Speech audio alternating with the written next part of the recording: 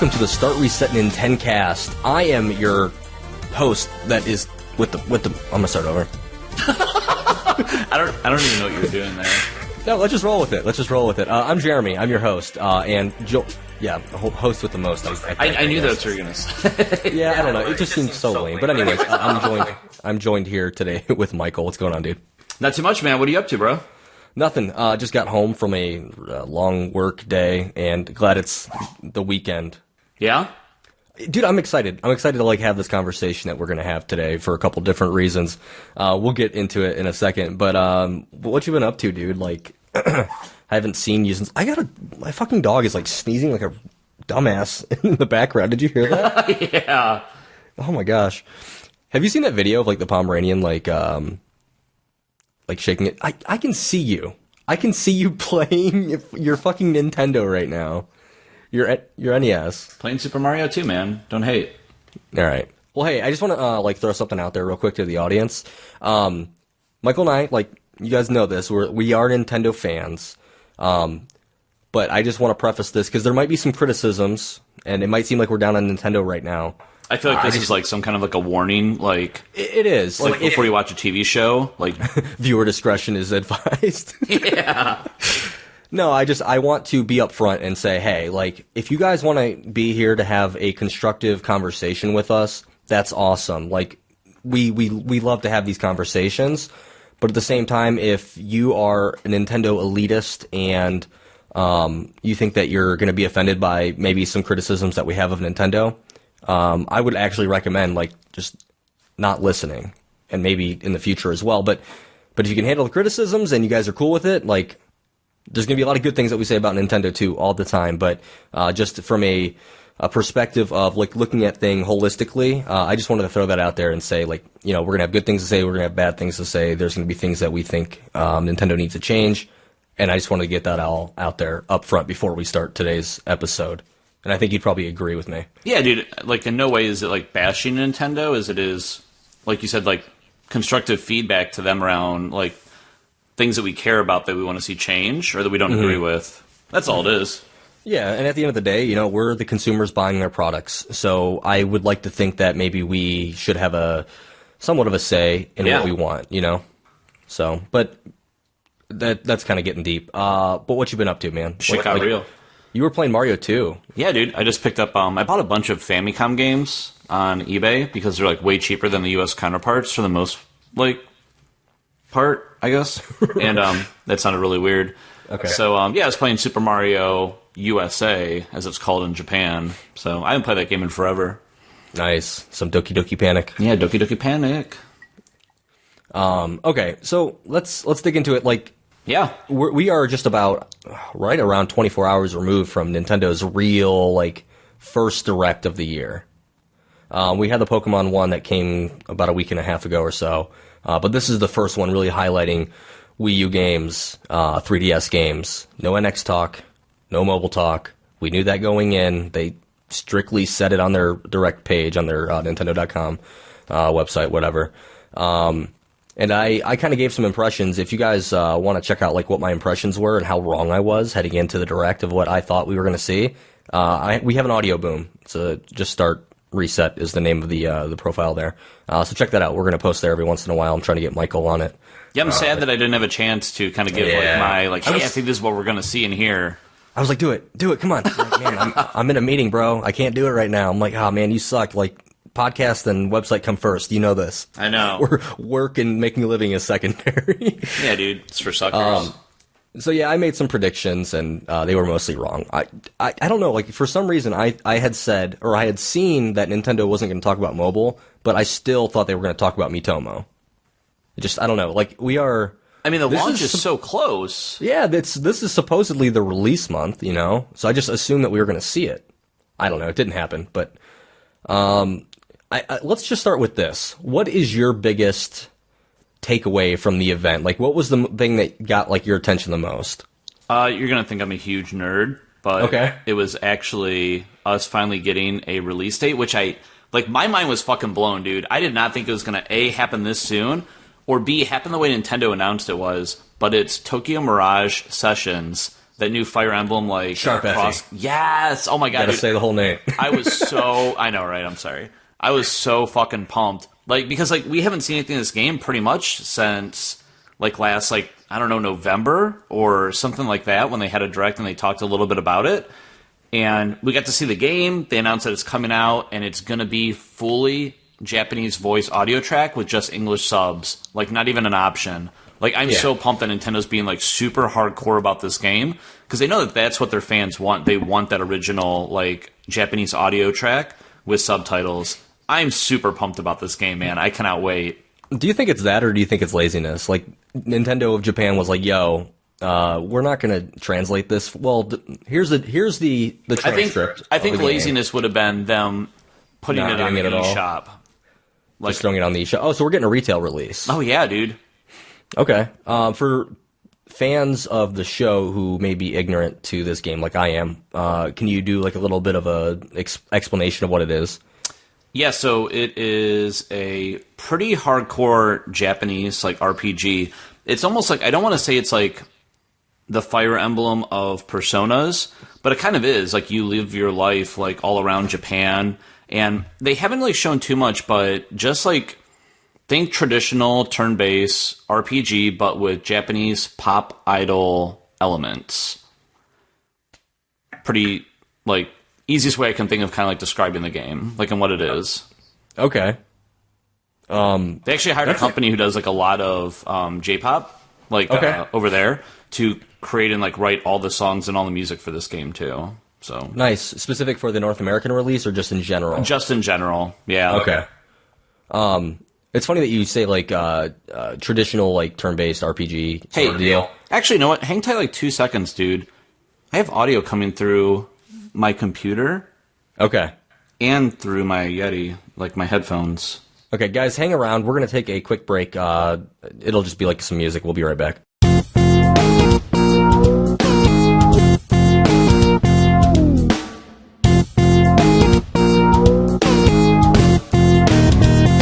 All right, guys, we're back. Sorry about that. We had to take care of some technical difficulties. But I was just saying,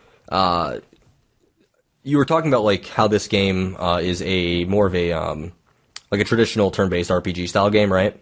Yeah, it's a mix of Nintendo and Atlus, taking their two big franchises, Fire Emblem and Shin Megami Tensei. Okay. And merging it into one game, kind of a cross type game. So it's those two worlds combining and set in a heavy Japanese based environment where it's fucking about pop idols and shit. I don't know. Cool. Yeah. No, but I really didn't do it justice. That's fine.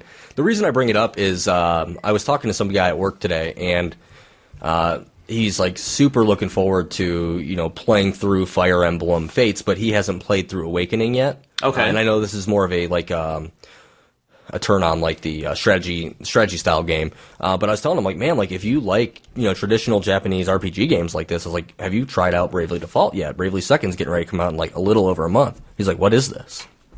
And I'm how do you not know what Bravely Default and Bravely Second are? I was these are some of the best 3DS games that you can pick up right now.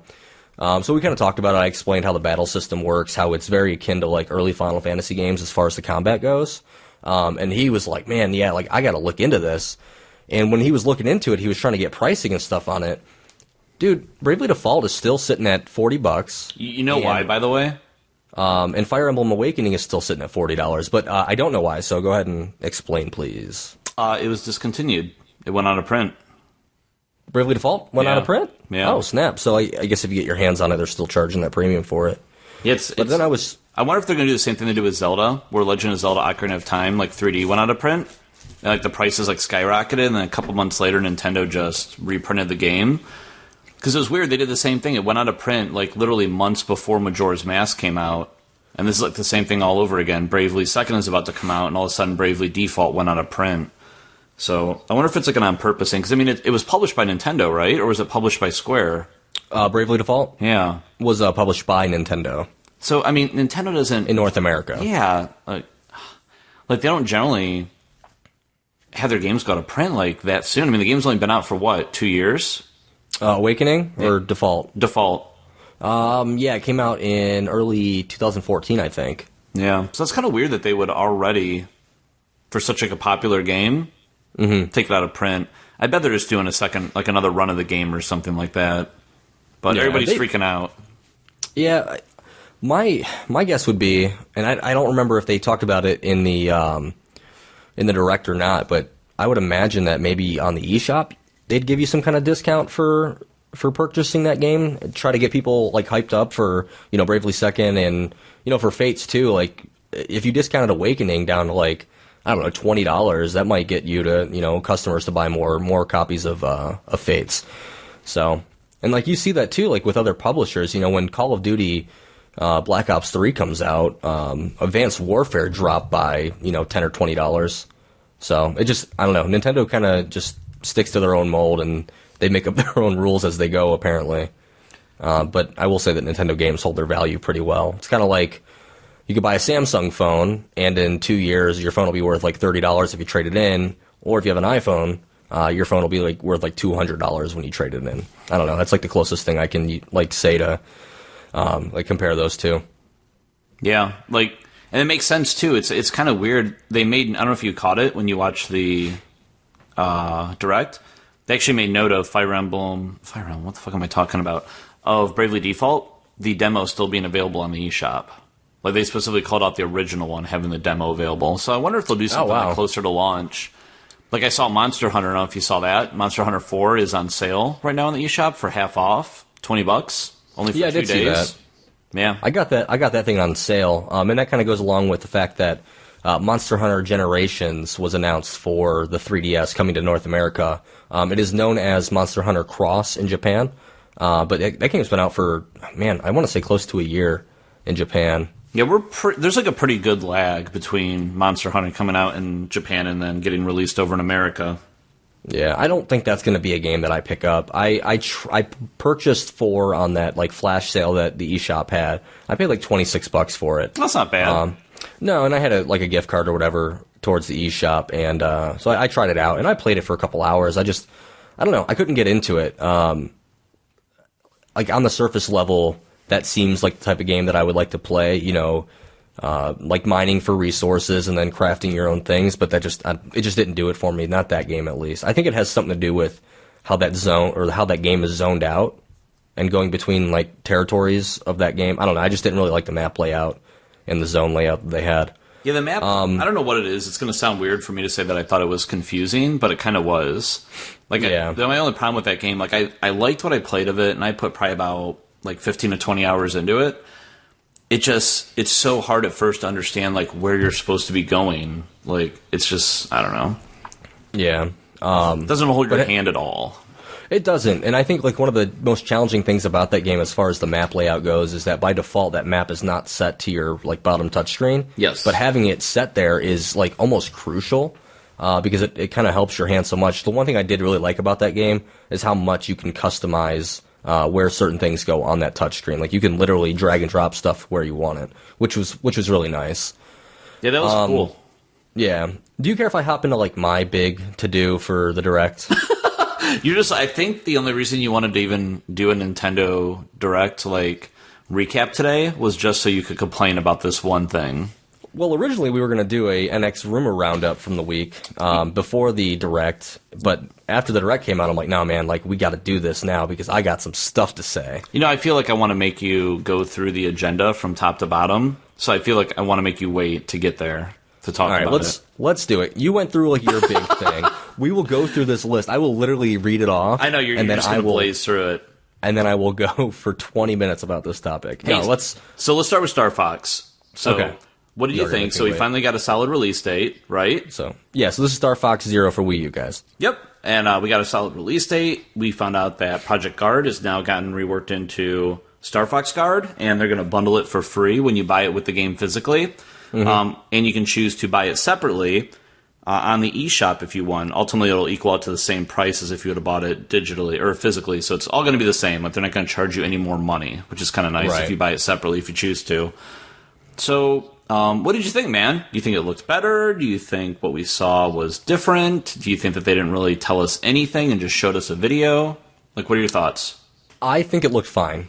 Whatever. It's there's a level of polish that was added to that game since the last time we have seen it. Yes. Now, my eyes are trained to look at Xbox One graphics and PlayStation 4 visuals, and certain games on Wii U look really great, like Super Mario Brothers U looks good. You know, Splatoon looks amazing. 3D World, fantastic. 3D World, yeah, like all these games, you know, running at 1080p, 60 frames per second, for the most part, look like really good on the Wii U. But after playing a game like Until Dawn on the PS4, and the fact that this Star Fox game doesn't have seemingly the level of polish that a game like Super Mario Brothers U has, it's kind of hard to compare those things because, Star Fox in the N64 was like so novel. I mean, like the very polygonal, but a great looking game for the time. And I think they're trying to replicate that style, and it might not necessarily translate into what we deem as great visuals now. And I think that's what people are having a lot of problems with. That plus the controls. Now, my big takeaway from this, them talking about it, confirming the release date, still happening in April, I believe, right? Yep. Okay. Is who was it? I think it was Shigeru Miyamoto, and they dubbed his voice, obviously, and basically the quote is, "This game becomes more fun the more you practice." Yeah, I saw that. I just laughed, and I'm like, you're basically saying that the controls still suck, and you have to get used to them. Yep, that's what I was kind of wondering, like, what your thoughts were based off of, like, kind of seeing this. Like, do you think they addressed all the issues that people had with it before? Controls being, like, the major one, right? Yeah. I think his quote kind of speaks to that. I wish they would have given some more insight as to whether that's going to have alternate control schemes. So, they said that it would. Like, originally. Yeah, like, after E3, they said there will be a traditional control scheme. But, like, I don't know, like, that quote from him just kind of makes me wonder, like, they don't talk about it. Like you said, like, the game got delayed to add a more finite, like, level of polish to it. And it does look a little bit better, like, graphically, but I don't know. It was just weird that they didn't even address the concern of how to play the game, because the whole thing was play the game like you're in the cockpit, like, hold your Wii U pad up in the air and, like, move it around like you're flying. Yeah. And they didn't even talk about that at all.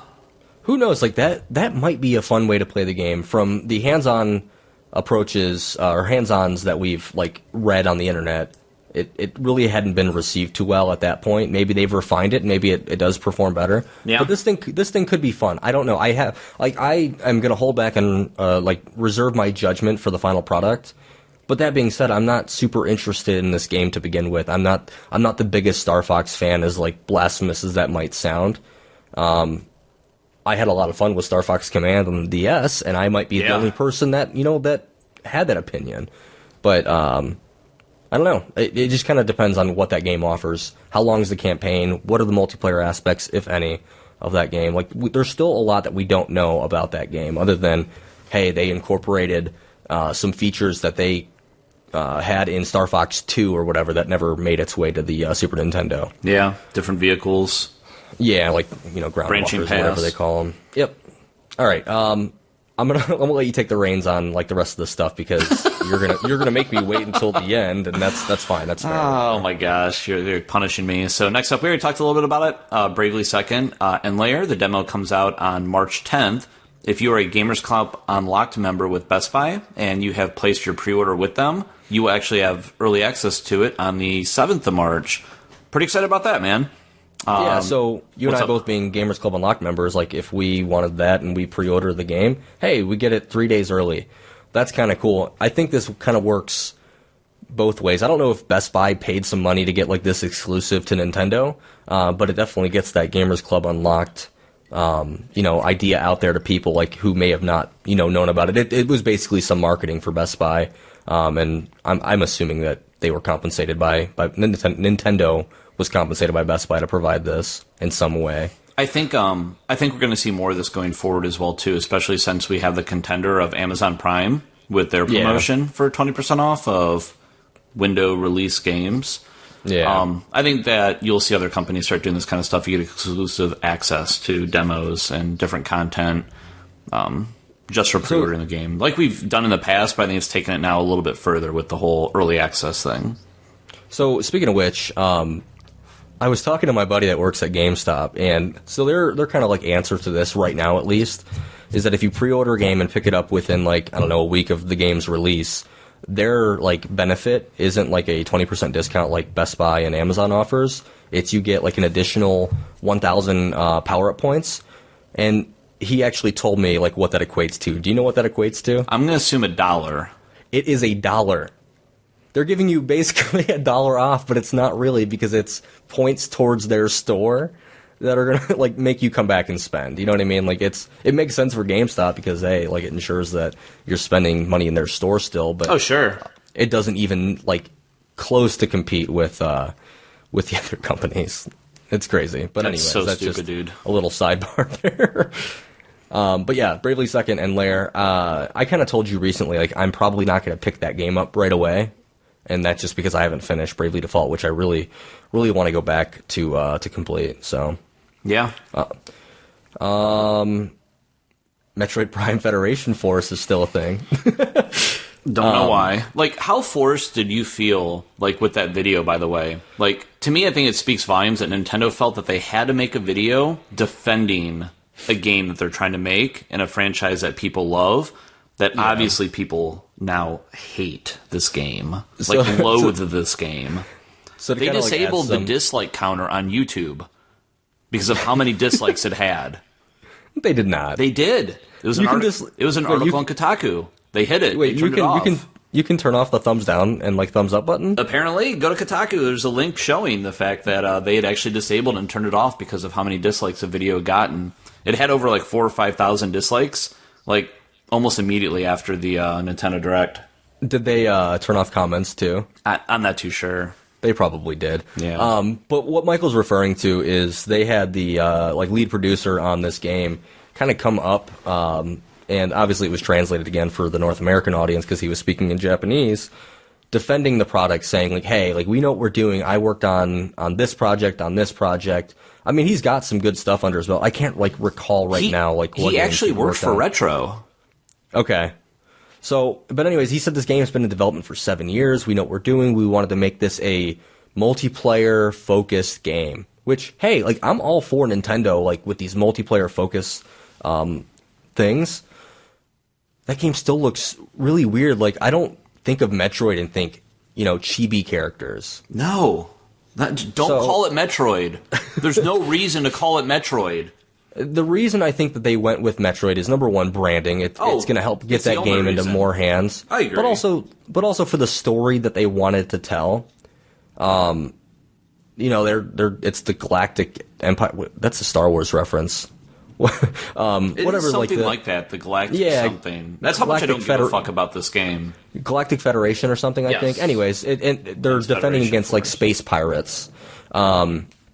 So, like, that's the story they wanted to tell in the lore of the Metroid universe. I think they had said something that this is very, canon, like it's very canonical to the Metroid universe. I don't know, but this game isn't going to sell well, and I don't know if they just did a very poor job of showing off what it is, what it does.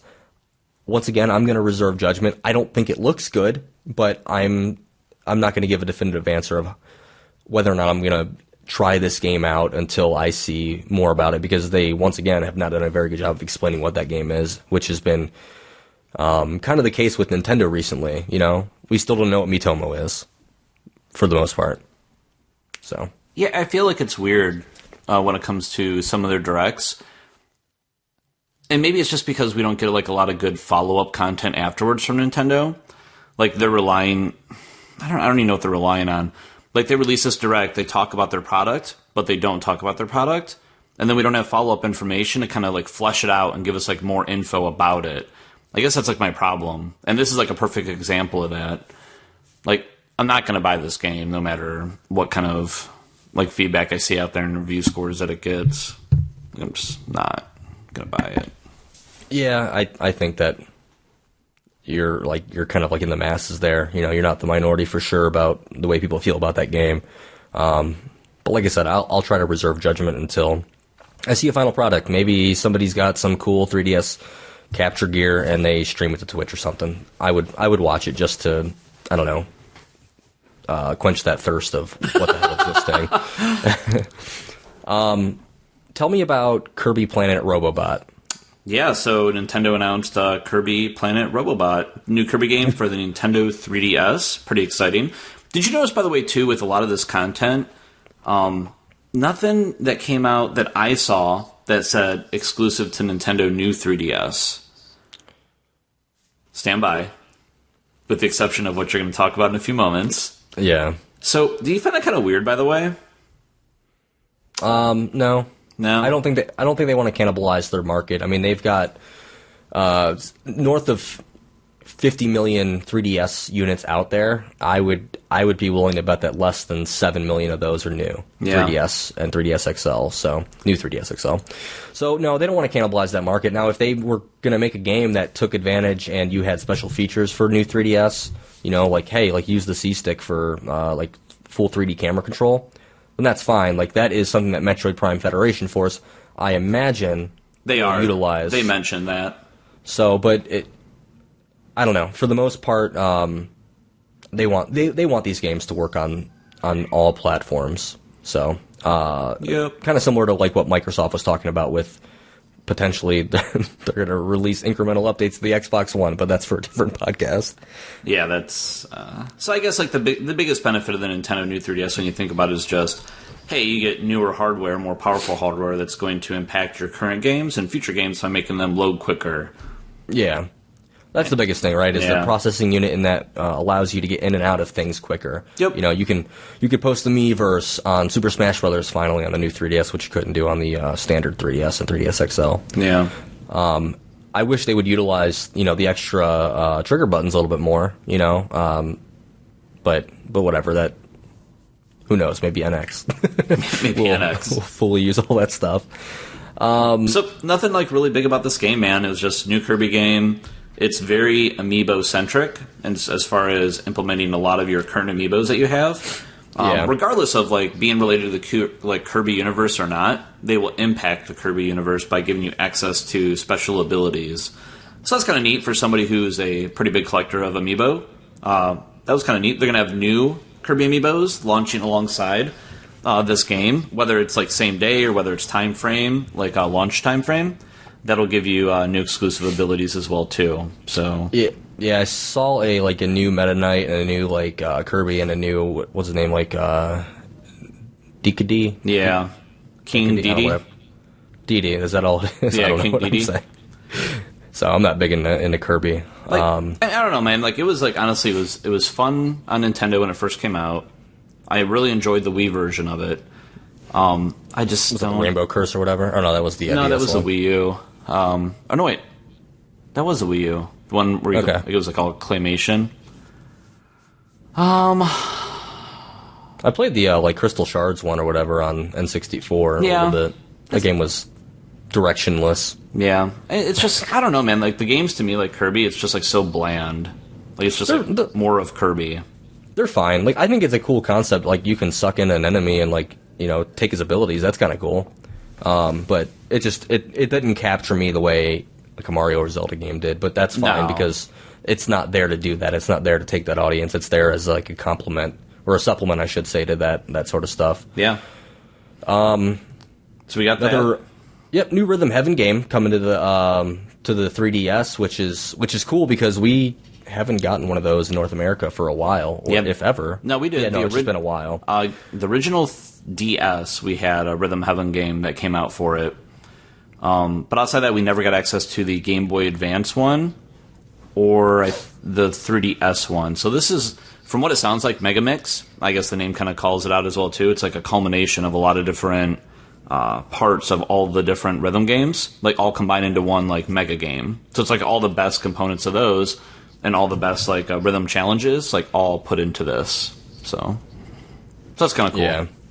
And we kind of talked about it at the top of the show, or a little bit ago, but the Monster Hunter Cross is being branded as Monster Hunter Generations here in the States. That'll be out sometime in 2016. So Nintendo Direct, heading into it, they had said these games are basically it's kind of a launch, not a launch lineup, but a lineup through the end of summer, because presumably at E3 we're going to get the post summer through the holidays list.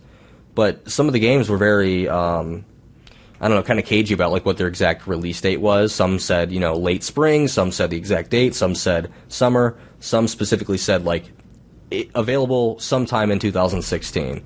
So they don't have like a window marked down for that yet. So I don't know. I guess take that for, at face value for whatever it's worth. Yeah, it seemed like, this like Direct was all focused around just those games that are coming out in the next couple months. So we'll assume that every single thing that they've shown so far, even the ones that say 2016, are probably like a summer-based time frame, I'd imagine. So, I don't know. We'll see. My mic was muted, sorry. No, you're good. All right, is it my turn? Nope. We'll say that for last. We're going to skip over that and go to the other release list content. We got a new Mini Mario and Friends Amiibo Challenge coming out for the Wii U 3DS. Free. That actually looks kind of cool. I like those Mario vs. Donkey Kong games, which is kind of what this reminds me of. Actually, it's basically that. Yeah, but now just supplied with your Amiibos. Tap your Amiibo, you get an exclusive character inside of that challenge. And this will work with every Amiibo, right? They didn't... Oh, it was 10 different Amiibos, I think, that they announced. Okay. That worked with it. So are they releasing like not exclusive Amiibos, but Amiibos specific to this game? You've got like your Super Smash Brothers edition Amiibo. Are you going to have, I don't know, a specific Amiibo for this game? Probably not. Like what it looked like is each Amiibo had different abilities, and you had to have that Amiibo to play that stage. And like that's kind of like the tie into it. No wonder this game's free to play. This is basically a project to have you buy Amiibo. Completely, yeah. So that's cool. Speaking of Amiibos, by the way, too, did you see Shigeru Miyamoto was talking about how they originally tried to make a transforming, what is it, the R-Wing from Star Fox? But really? Yeah, I guess they couldn't figure out a way to do it. Oh, and so he scrapped the whole project. But, damn, that would have been really baller. Yeah, I know, right? But I don't know if you guys saw too. Like, there's Amiibo support as well for that. If you have any like the Star Fox Amiibos, like you tap it into the game, it'll actually give you the original R-Wing from the Super Nintendo version or the Super Nintendo version. So you can play as that instead of the new one. So it just aesthetically changes things. But that's kind of a neat throwback. I thought it was cool. That is cool. I feel like you're not involved in this conversation because you can't complain about what you want to complain about yet. I feel you're very No, I am excited for a Mini Mario, a free Mini Mario game. Now, can I play that game at all without like having any Amiibo? Like I've got one Amiibo and it's a Shovel Knight, but that probably won't work. I don't think so. No, well that's fine. Like, but here's like the slight problem I have with this is that if you really want the full game, you have to go out and spend $130 on Amiibo. Oh, completely. To get all 10 characters. So it makes sense for Nintendo to go this route, but I guess you can't really fault them because even if you can play as like one character or whatever and play through like a set of stages, hey, like that's something that you can potentially get for free. Yeah, if you already collected them, right? Yeah, exactly. Yeah, if you already collected them just to have them, then hey, you're all in already. Yep. All right, so I'll blaze through this content. So. No, it's fine. We can take our time with it. I like this. I like this next one. So there's going to be new Super Mario Maker content rolling out here, and the biggest thing for me is keys. That is really neat. That means boss battles. That means hidden secrets in the game. This is super cool. I'm really excited for that. Keys means locked doors. That's awesome. Yeah, there's also going to be a super expert mode, which I think applies to the 100 Mario challenge. It does. Yep. So I'm looking forward to that update. It's going to give me another reason to go back to that game. I'm probably going to be more inclined now to build more levels and just, I don't know, make secret exits and not give you any option to properly beat it, like by hitting the flag or whatever. So this will be cool. Now, in Mario Maker, you know how like in Super Mario World they had it wasn't a flag that you went through, it was the little like midpoint thing? Are you talking about like the end of the thing, like the little bar that goes up and down? Exactly. Yeah. Is that in there? You know what? I don't know. Let me pull up my new 3DS and pull out Super Mario World on it real quick so I can see what you're talking about. You know exactly what I'm talking about. I don't know if you want to do the same real quick. Okay. We have a little bit more to talk about here. We're gonna go. That's fine. Yeah, Mario Maker content coming. I think this month. If not, then in April. Yeah, it is. We got a Paper Mario Color Splash coming this year. Cool for the Wii U.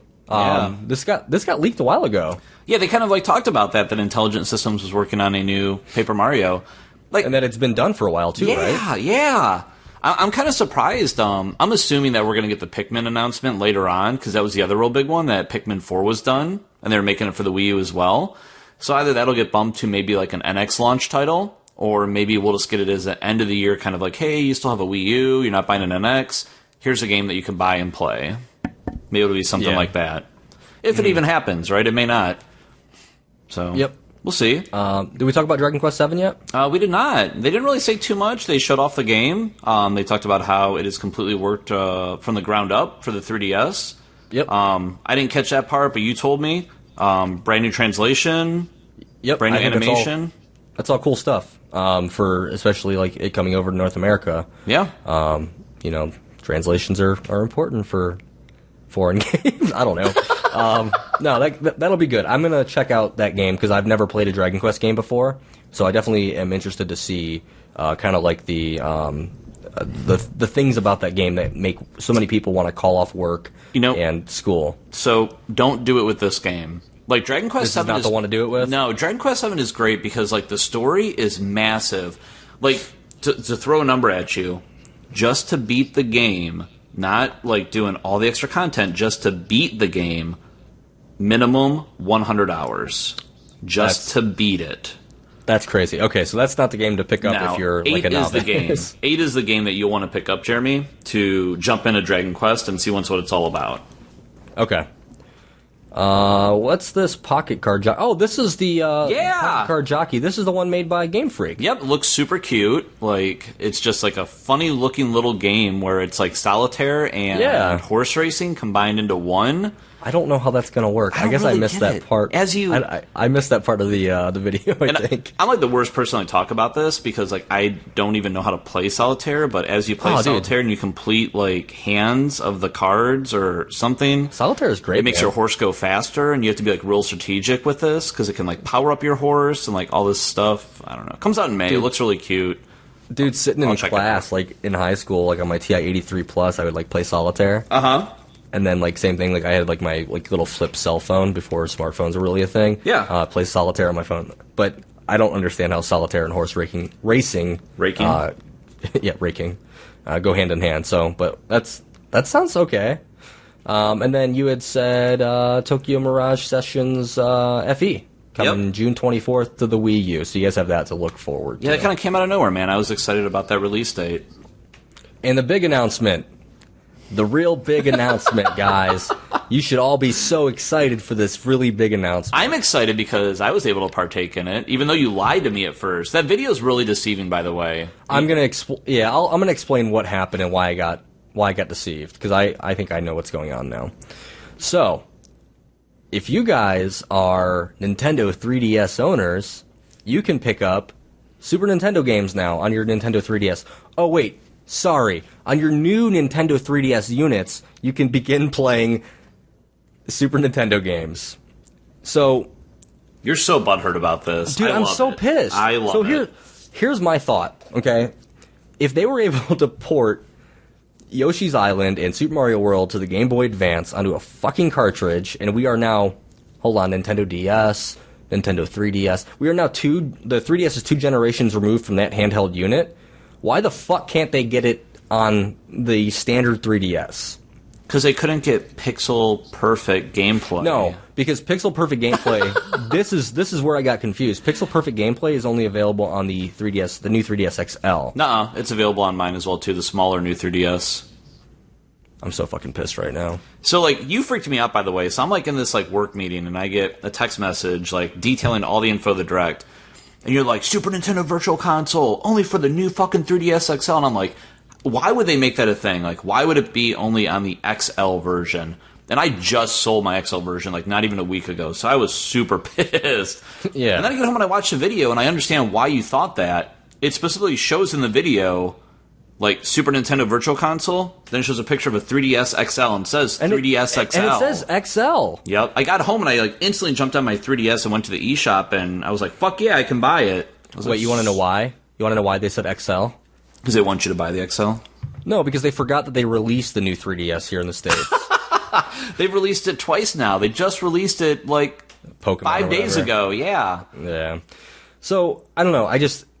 The there's no difference in resolutions between the screens of the new 3DS and the 3DS. They have the same resolution, so pixel perfect, like nothing. They're just trying to give the... and this is what I guess I kind of get and I don't get. So I'm a hardcore Nintendo follower. So when the new 3DS came out with the interchangeable faceplates, I bought it because A, smaller unit, which I liked, and B, interchangeable faceplates, which I love. So I was going to buy it regardless of if it was available for the old 3DS or the new 3DS, like the Nintendo Virtual Console, like the Super Nintendo Virtual Console. So I say this because I think that kind of eliminates Nintendo saying, like, hey, we're going to make this option only available on the new 3DS so we can get our hardcore base to maybe rebuy their system. I don't know. I feel like it's taking advantage of customers in a way. So I think this is... Hey, this is an exclusive feature to the new 3DS because you guys really don't have a lot right now that's exclusive to really justify the fact that you bought this again. And that's kind of cool. That makes sense. It's cool, but what about the rest of us that want to throw $8 at Nintendo for Super Nintendo games that can't do it? You just had to throw $208 at Nintendo. Oh my gosh! Like, there's no reason that these games can't be emulated as well. They have Dude, like Super Mario 64 was a Nintendo DS launch title, and that was a generation before and after. Does that make sense? So there's just no reason for this. Like, I get it. Like, you want people that own a 3DS to feel all warm and cozy about their purchase, and this is a way to do that. That's fine. I understand that. But technologically speaking, I'm not a programmer, so I don't know for sure. But from the way it looks, there's no reason that this thing can't run on a standard 3DS or 3DS XL. Yeah, I'm not buying that they couldn't do it. I think it's kind of weird that they didn't mention why they didn't do it. They just said, "Hey, available on 3DS XL," and they just kind of bypassed even saying that they couldn't do it for whatever reason. So kind of a little bit off topic. A couple days, 5 days ago, I went to the Nintendo press website and tried to create an account. To get press releases from them emailed to me. Yeah. I'm still waiting to hear back from that. I don't know what's taking so long. But as soon as I get hopefully activated, that account activated, I'm gonna be yo, why the fuck is this not available on the regular 3DS? But like I said, I see both sides. I understand it. Maybe there's something I'm not seeing. Maybe they couldn't get it to work. Maybe they built a Mode 7 chip or FX chip into the new 3DS XL that we're not seeing that takes advantage of all those games. I don't know. Maybe. But from where I'm sitting, I just don't understand. I don't get it. And that's kind of why I prefaced this whole podcast with, there's going to be some criticisms, and I hope you guys are okay with that. But I'm sure most of you would probably agree with me.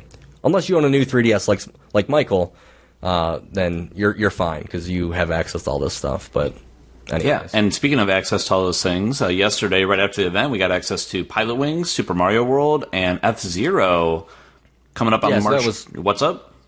No, I'm just going to say, that was available within an hour of the show closing down. Yeah, I like when they do that stuff. I like when they make an announcement hey, right after this ends, go grab it. That's so cool to me. I love when Nintendo does that. Yeah, no, that was super cool. If you're able to partake. Let's take a quick break, Michael. We're going to come back and we're going to talk about NX a little bit. Okay. Did you have anything else to say? No. You sure? Yeah.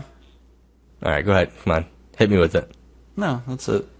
I just want to talk a little bit more about all the cool games that were coming out that I'll have access to. Oh, yeah, sorry. I did skip all that stuff. So, yeah, go ahead and talk about the rest of these things. Hey, so the elite of us who have access to new Nintendo 3DSs. Right. What's up? No, I said right. Yeah, go ahead. We'll have the ability to play Super Mario Kart, Earthbound, and Donkey Kong Country on March 24th. That's awesome. I'm looking at this list, and I only bought Super Mario World yesterday, because Pilot Wings is kind of meh. It's alright for what it is. It's not a game I need to have for $8. And F-Zero, it's good. I don't know. I play that so much already, I don't feel like I can get more out of it. So I picked up Super Mario World. But on March 24th, man, Super Mario Kart and Earthbound and Donkey Kong Country. And then on April 14th, A Link to the Past, Super Metroid, and Donkey Kong Country 2. That's awesome. And these are all fucking A-list games, dude. Oh, dude, all premium Nintendo games. So here's what I'm bummed at missing out on: Super Mario World, Super Mario. Well, I don't really care for Super Mario Kart. Well, you're not good at stuff usually. You don't care. Yeah, probably. That might be it. So yeah, Super Mario World, Donkey Kong Country, A Link to the Past, Super Metroid, Donkey Kong Country 2. Super bummed that I'm missing out of that on my handheld. Yeah. That's awesome. It's a super solid lineup. And then Capcom and Konami, you saw that today? They announced that they're going to be supporting it. Yeah, that'll be cool. Get some Final Fight, Mega Man, Super Castlevania 4 is coming. Do you think we'll see Metal Gear on there? On the Virtual Console from the NES? Well, this is just Super Nintendo. Oh, right. They were already supporting the NES. Yeah, but we never saw Metal Gear on there. No, because that's Ultra. That wasn't Konami? No, back in the day it was Ultra. Huh, I didn't know that. Okay, I just learned something today. Yeah. All right. That was it. All right. Okay, no, I'm glad you brought that up, because I totally skipped over it because I was just infuriated and wanted to take a break from all this stuff. But yeah, I like how they're trickling out these releases within 3 weeks. Every 3 weeks they're giving you a couple more games. Yeah. So hopefully they actually continue to support it and we see new Super Nintendo games. Though I can't participate in the games, maybe at some point I can, but it's good to have access to these things, because there's a big conversation going around in the games industry, and it has been for a couple of years, about how do we archive these games. It's important that these games are maintained and archived, and I think this is a good way to do that, because if you look back at the old Atari days and old NES days, if all the cartridges were out of print, theoretically they don't have access to these things anymore. So it's good to see that this stuff is going to be available digitally in a pretty permanent place. Oh, yeah, don't worry. Nintendo will keep ensuring that we have access to it every generation for a small fee. They will, and I think that's fine. Whatever. So, by the way, too, not to cut you off, are you salty at all about no cross-buy with this? With the Wii between U? the Wii? Yeah. Like they did with the Wii and the Wii U, right? If you upgraded and bought it again, you only paid $1. I guess I would be more salty if it applied to me. I can only be salty about so much, and this would just add a whole new level of salt that I just can't deal with. So I ignore it, I guess. Hey, by the way, too, we never really saw anything come from that Emily Rogers leak on Mother 3. Yeah, that might be a big... E3 thing, maybe? E3 thing, or maybe its own direct, saying, what they did, telling the story of how this is coming to North America. I can see that being its own, 7-minute direct. Kind of like the Pokemon stuff that we had last week. Yeah. Oh, by the way, what is it with Nintendo hating America again? So what this time? Fucking Fire Emblem is coming out in Europe, and they get the game in a fucking steel case for Fire Emblem for the collector's edition. Maybe it's a thank you for being patient because you guys had to wait. We had to fucking wait for Bravely Default and Bravely Second, and we didn't get the fucking statue. Yeah. God, fucking Nintendo of America. I can't wait, dude. If they are at PAX, I'm going to fucking light these fuckers up. I'm going to just lay into these dudes. And they're just going to be random dudes that have no clue, but I'm just going to fucking rip their ass apart. Watch out, Reggie. Oh, yeah. Michael's going to be coming for you. If they do a panel and he's there, or anybody from Treehouse is there, I'm just going to fucking Where's my fucking steelbook? Where's my fucking statue and my steelbook? Oh, man. All right, on that note, guys, we'll be right back with some NX talk. Hang around.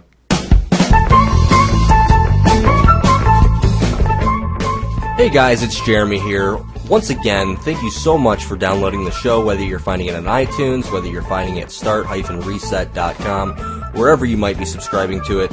We really, really appreciate it. Hey, if you are checking us out on iTunes, we would really super appreciate it if you could give us a 5-star review, leave a comment, let us know what you guys like about the show, what you maybe don't like so much about the show, whatever the case may be. Hey, let us know. Also on that note, please come on over to start-reset.com and be a part of the community. We post an article with the show every single week where you guys can leave your reactions, pose some questions, all that kind of good stuff. So make sure you go ahead and do that there at start-reset.com. Also find us on Twitter, and that tag is at start_reset. We also stream on Twitch now, which is going to be twitch.tv/start_reset as well. Michael has been posting some Let's Play videos. We'll probably be taking a hiatus from that for about a week.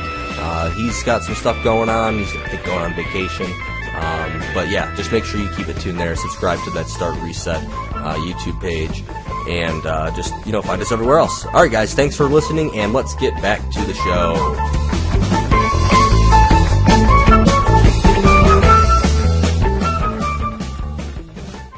Hey man, so now that the Nintendo Direct is over, like you and I have been bitching about Nintendo Directs for a while, and we've been saying, when are we going to get one? When are we going to get one? So I guess look at it through the lens of we went into it knowing we weren't going to get what we wanted to know, which is NX information. Give me a score, man. Like, what did you think? How would you grade this Direct? You gonna do like a letter grade or a number grade? Let's give it a out of 10 grade. Out of 10. All right, man. So what was your score? A 6. 6? At most. Okay. And my reasoning for that is they didn't really reveal anything. It's just adding information to existing properties that we know are coming. The biggest thing that we saw that we didn't know about before was the Kirby Planet Robobot, I think, and the fact that I don't think we knew that Monster Hunter Generations was coming. No, they leaked. That was leaked. Okay, so it was leaked, but as far as like from the source, this is like the first time we're hearing it. We could assume Monster Hunter does well over here that it was going to happen, but I mean, outside of those two things, the Direct, in my opinion, was a little bit underwhelming. That being said, it's good to see Nintendo informing. They need to do a good job from here on out, kind of keeping the information flowing leading up to E3, I think. So, I don't know, what would you give it? So I was thinking about that. I don't know. I'd probably have to lock it in. Probably like around like a 6 or a 7 as well. I'll give it a 7. I only give it a 7 because I was getting... Like, we were given some stuff that I didn't know was going to happen, like the Super Nintendo Virtual Console. That was kind of cool. Tokyo Mirage Sessions, really awesome, finding out a release date for that. I figured it wasn't going to happen until, like, way later in the year because of translation and all this stuff. So that was kind of cool. I don't know, man. Actually, I almost want to kind of go backwards and give it, like, a 5. Yeah, I mean, I was kind of leaning there, but I wanted to give it the benefit of the doubt, like...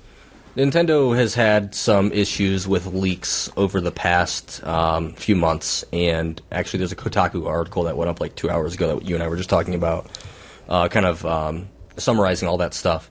So I think that's kind of what plays into the fact that it's a little bit underwhelming, the stuff that they talked about, because we kind of had an idea of like what was going to happen. Like I said, there were a few things in there that we didn't know, but for the most part, underwhelming is kind of the key word to throw out there.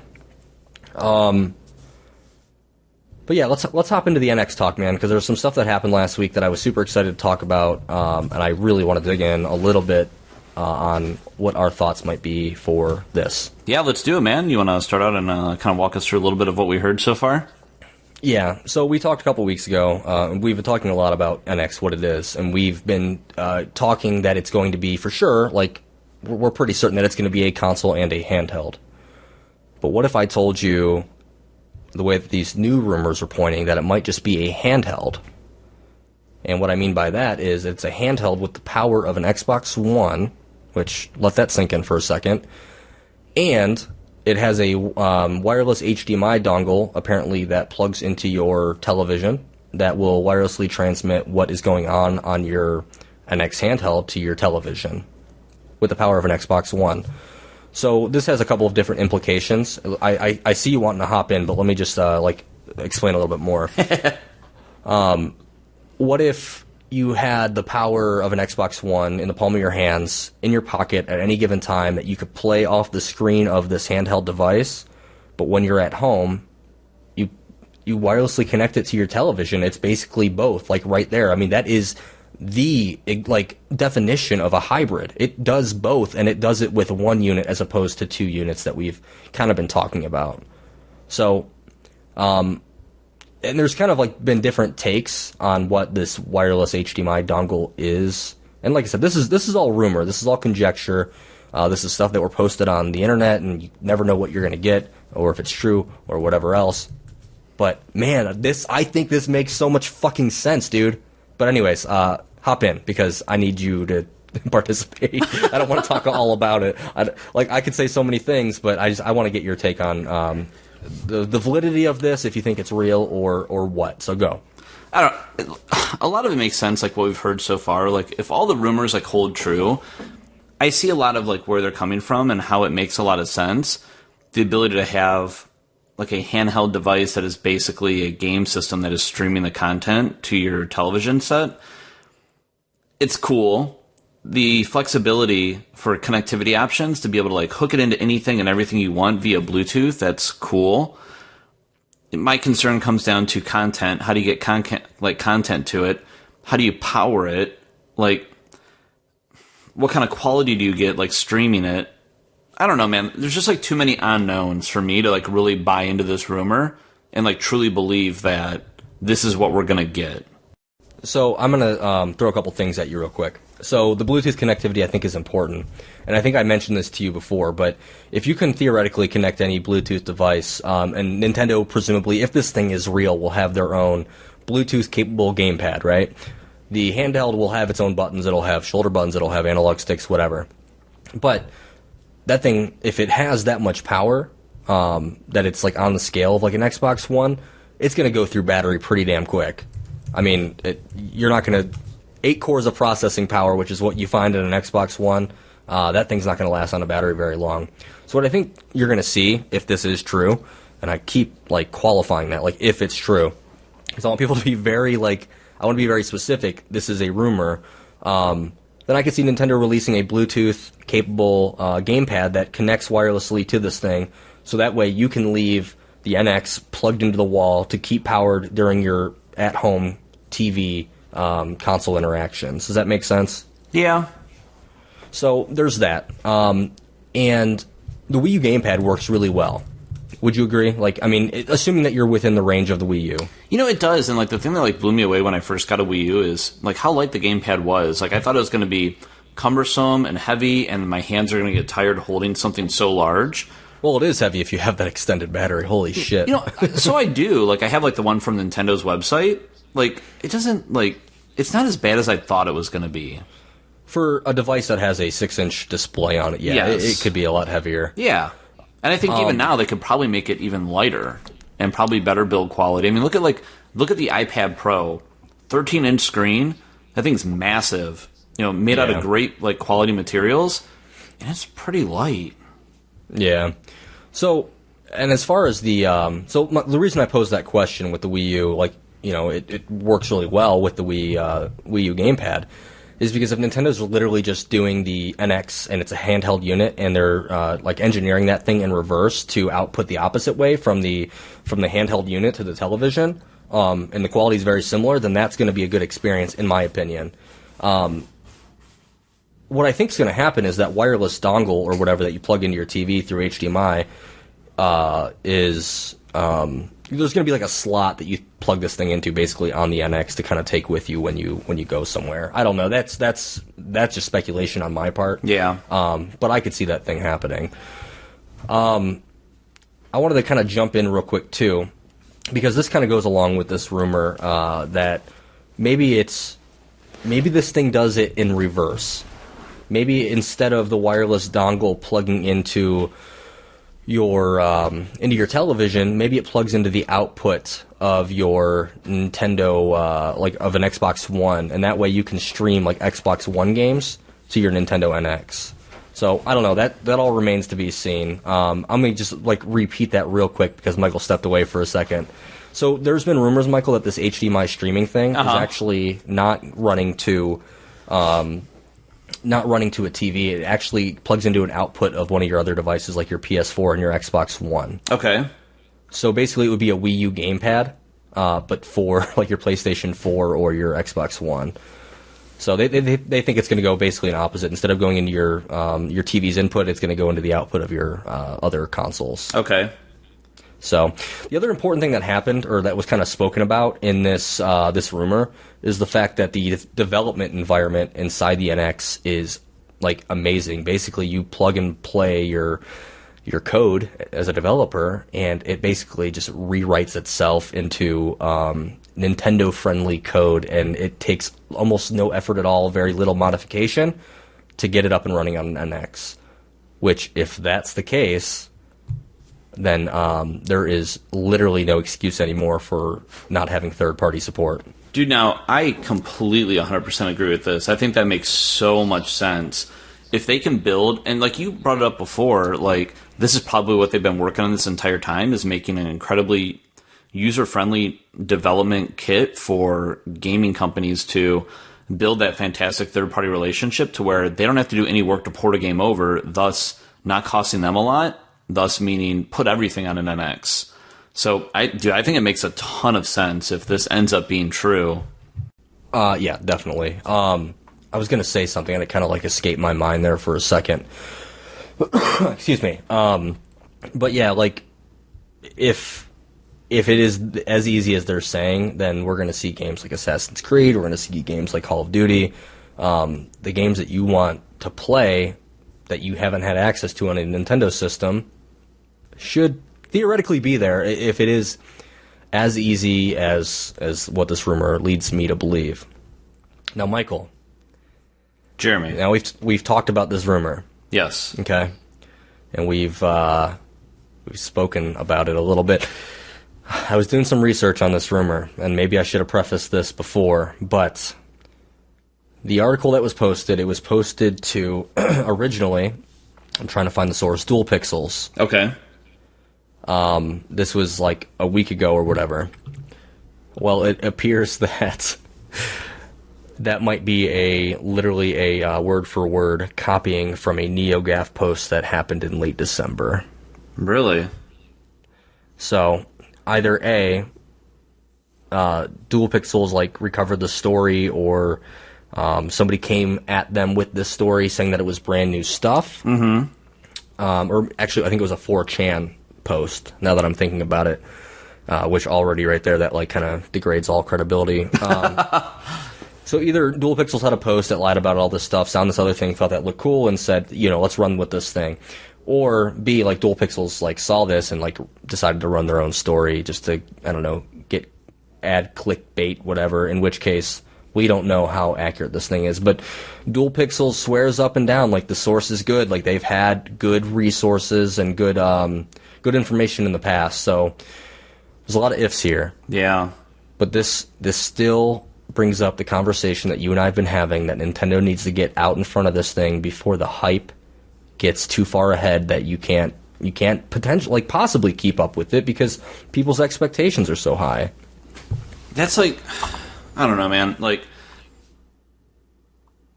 it's just, Nintendo's going to do what Nintendo wants to do, and apparently they just don't want to tell people, like, what the NX is yet.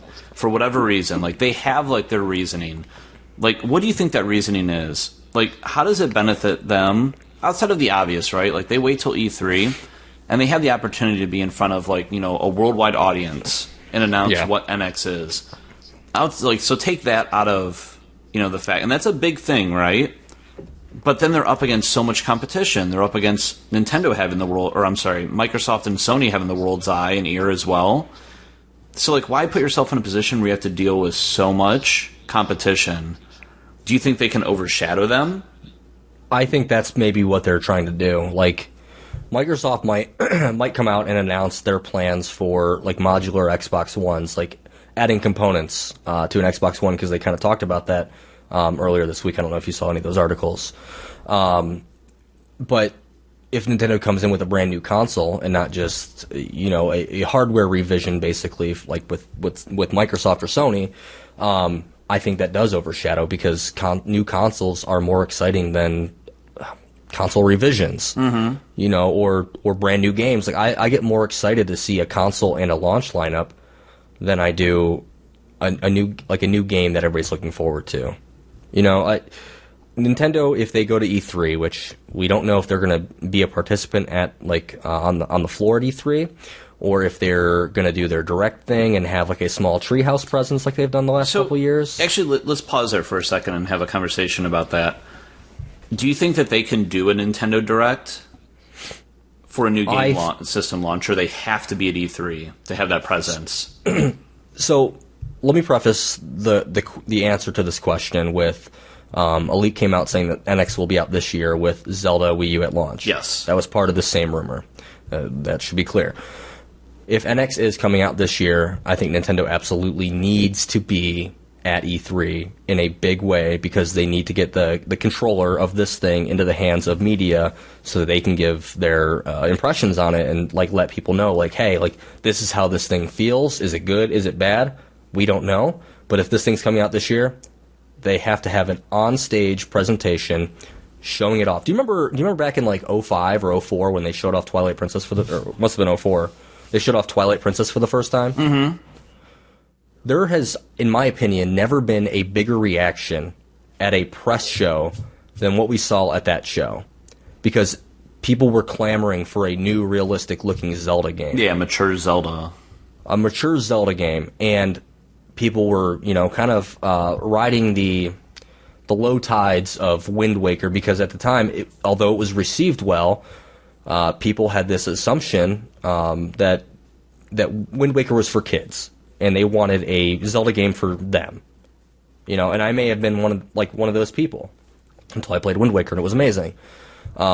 Biggest reaction I've ever seen, like just cheers and applause, and damn it, like fuck yeah, like give me this fucking Zelda game right now. Nintendo has the chance of duplicating that, and I think actually extending beyond that if they do NX right. If NX is everything we dream it to be. And that could only be good because then you get word of mouth from people like you and me to their friends. And, like, fuck yeah, dude. Like, NX, like, Nintendo is coming back in a big way. They need to be at E3. Yeah, I agree 100% with that. I think that... Hi, Kayla. Sorry, Michael's wife just walked into the room. Jeremy said hello. She waved creepily.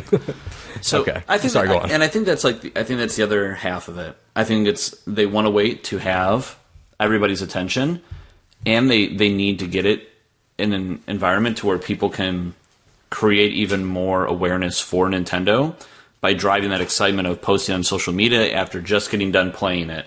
I think Nintendo needs that, and I think that's why they're waiting. I think that's why we honestly haven't gotten any Nintendo Direct information yet at all regarding NX. Did you catch like the end of the Direct when Bill Trinen was closing out the Direct, and he was like, it was almost like he was like a little bit smirky.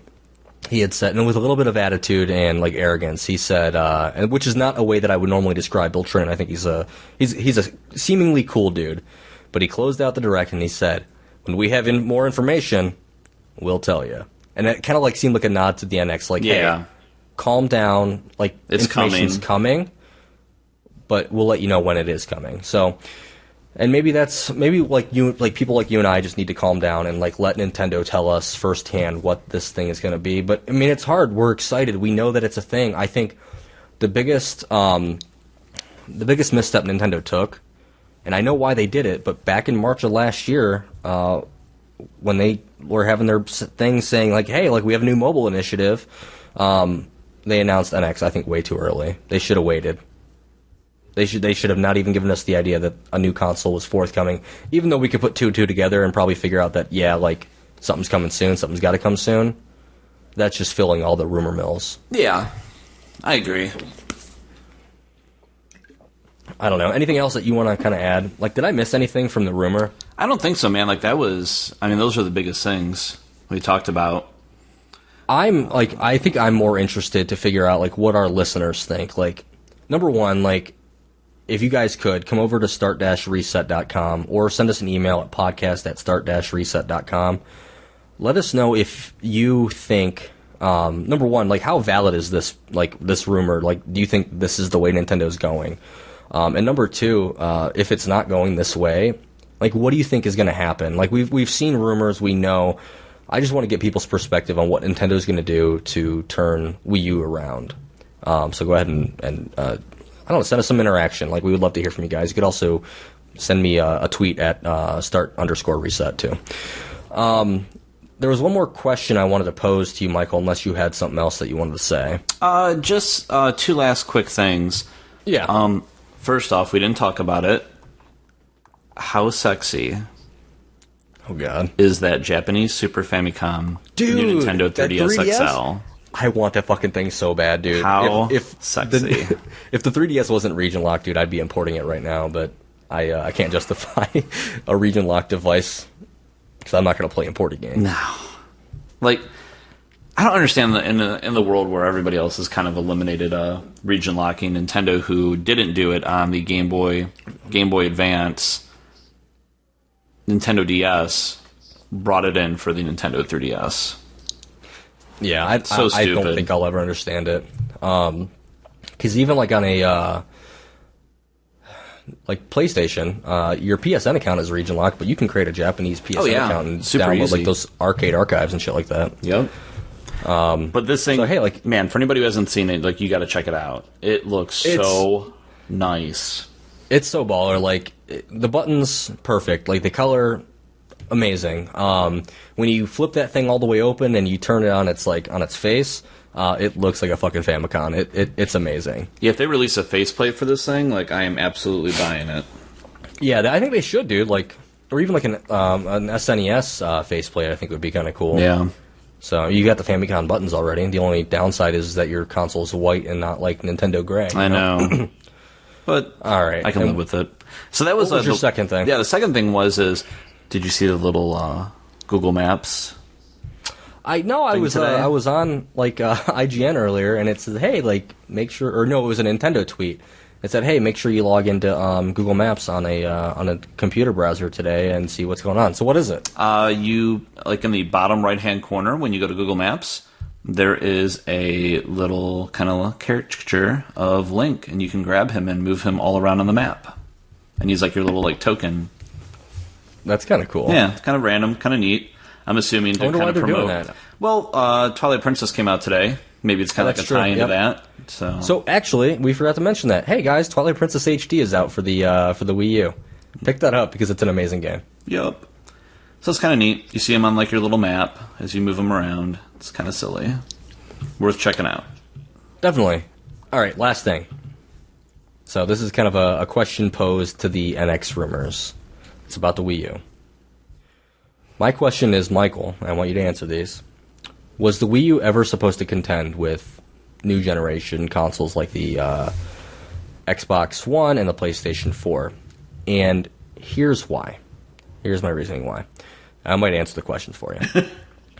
If the above rumors, the ones that we talked about just a moment ago, end up being true, has Nintendo been hard at work on the NX for like years, right? Okay. A gaming device that replaces both home console and handheld because it is both a home console and a handheld. Like, it's literally both. Was the Wii U just an answer for Nintendo fans who are like watching their friends getting ready to move on from a new generation? Also, did Nintendo put out the Wii U just to bide their time until NX was ready? And the reason I ask this is basically from the rumors that we just talked about, with the NX handheld and the HDMI dongle, that is basically the Wii U gamepad in reverse. Do you think Nintendo was trying to see how that technology worked to incorporate it into an NX handheld to make it work on your TV? Because that technology works really fucking well as long as you're within range. Anyways, answer that question for me. I don't know which one I'm supposed to be answering. Do you think the Wii U was kind of just a test, a placeholder, and a test for the technology that we might find in the NX?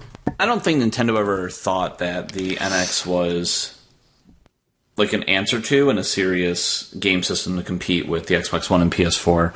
I thought that they would do their own thing. It would be like a midlife cycle system for them, something to kind of like get them a product in the market to allow their customers to be tied over until their next big thing happened.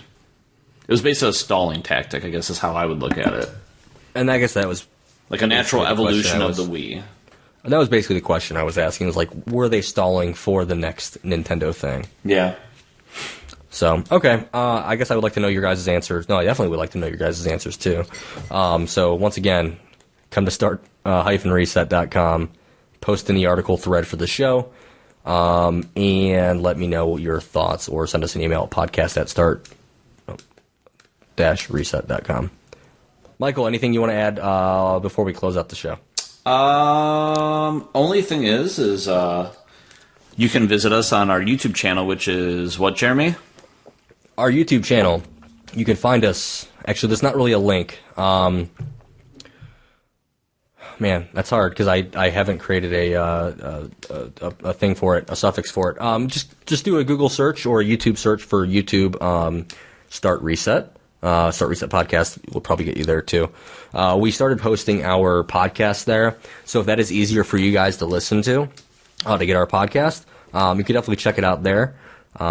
Otherwise, you can get it the way that you've been getting it, either through the website or through iTunes.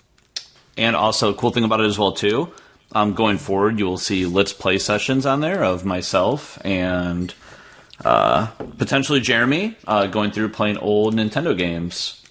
Yeah, I've been playing a lot of Yoshi's Island recently. I'm about halfway through right now, and I've said it before, but if you guys want to follow me there, you can find us at twitch.tv/start_reset. I'm going to stream every day from about 2:30 to 3:30 roughly p.m. Eastern Standard Time, and on Mondays and Wednesdays most likely I will have a bigger chunk of time there. I look to start at about 11 a.m. Eastern Time as well. Michael, when do you think you'll be hopping in on the Twitches? Yeah, so it'll be kind of rough over the next day or two, but I'm hoping to get something this coming Sunday or Monday uploaded.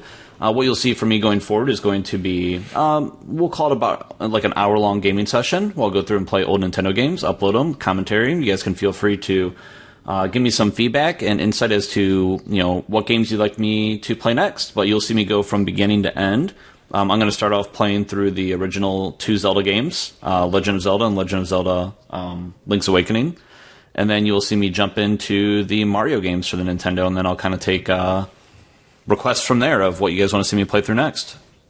Yeah, and I misspoke a little bit because Michael was talking about YouTube and I started talking about Twitch, but that's fine. You guys know where to find me on Twitch now and know where to find us on YouTube. And I said Link's Awakening. I actually meant Link's Adventure because I'm a Pop-Tart. So, yeah, that's where you can find us, guys. Make sure you keep it tuned to start-reset.com for everything Nintendo and everything else. Our Twitch and YouTube will not be focused explicitly on Nintendo stuff, but a gamut of stuff. And eventually, Michael, you and I haven't talked about it yet, but we're going to start doing reviews and previews for the website and for YouTube. We're going to do some video features, I think. Indeed. So, until next time, guys, thanks for tuning in. We appreciate you listening every week. We hope to get a new Start Reset podcast out, and there's a lot of Nintendo stuff going around, so we always want to focus on that. And lastly, I want to close out saying we're trying to strike a balance here between Nintendo and just general video games. What do you guys like to see more? Do you guys like to see Nintendo stuff? Do you like to see general video game talk? Let me know. Tweet at me at start_reset. And on that note, we will reset this thing next week. Bye. Peace out.